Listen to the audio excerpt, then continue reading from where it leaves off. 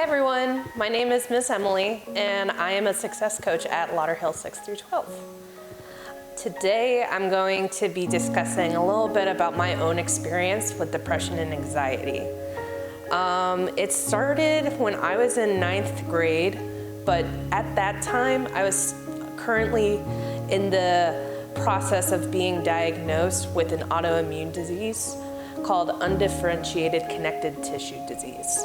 And so physically I was feeling terrible. I was completely swollen from the neck down in every single joint. It felt like I was in a 65-year-old's body. I was also taking medicine that's related into the chemo aspect. So I was on a chemo medicine that I would take once a week.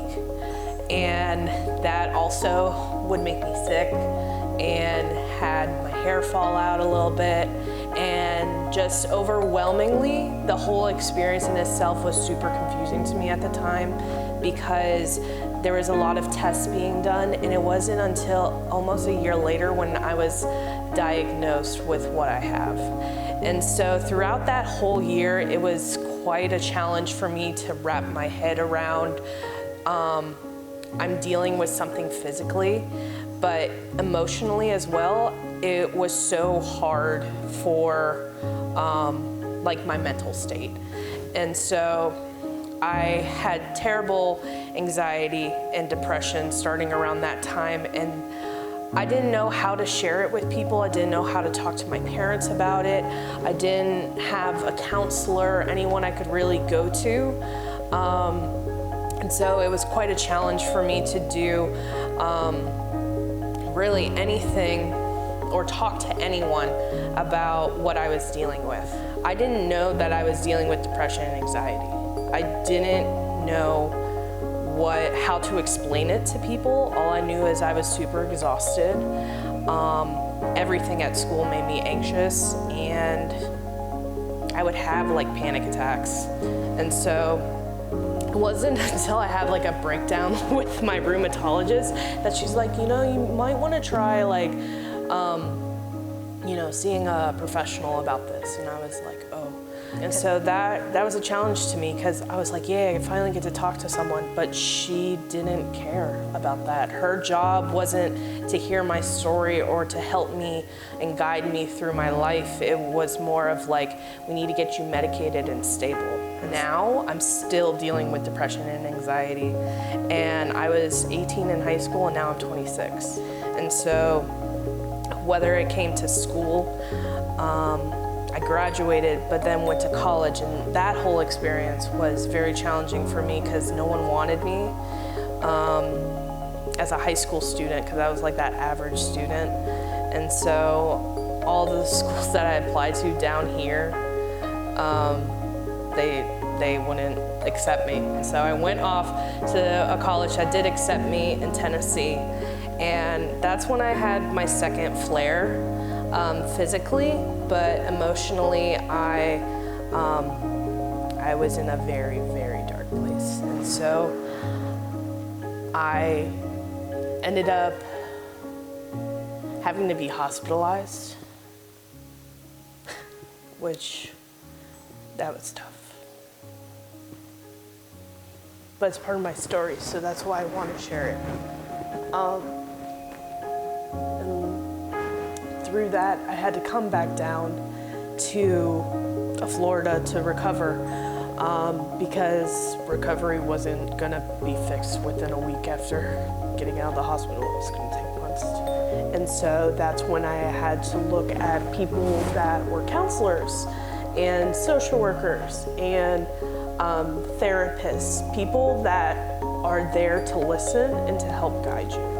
For me, just in my personal experience, depression looks like pitch black, and there's like a little golden speck, you know, the light that to me is considered the hope, and just to keep holding on.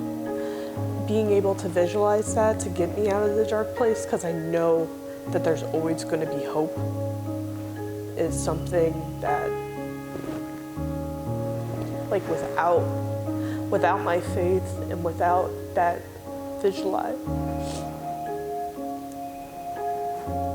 visual, I probably would have succeeded in an attempt by now. But I know, like, through my faith and actually this job too, I learned more of like what services and what experiences can I bring to students.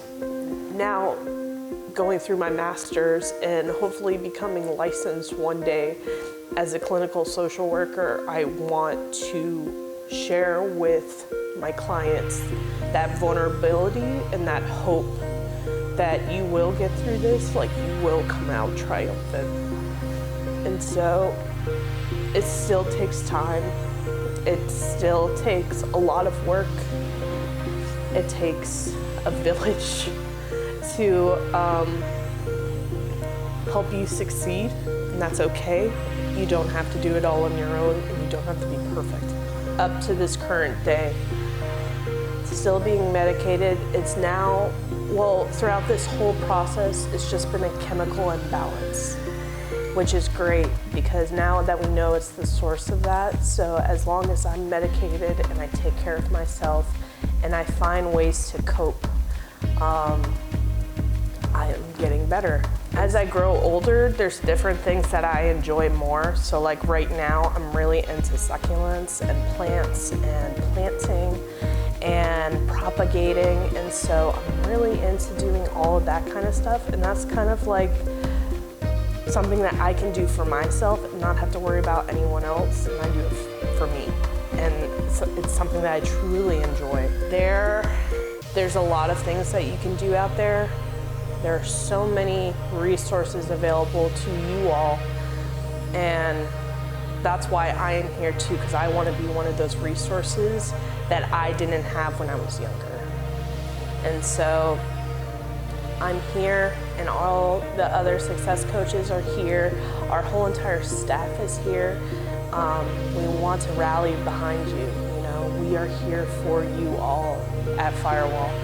The values of this place line up just like me, and I want to be someone to someone younger. I want to be an individual and a mentor and someone who can help guide a student successfully through high school. Through Firewall, I'm able to provide that for students now. And even with the pandemic and everything happening, they have it much harder than I thought I had it as a kid. So being able to be that mentor and to be that support for students now is truly an honor.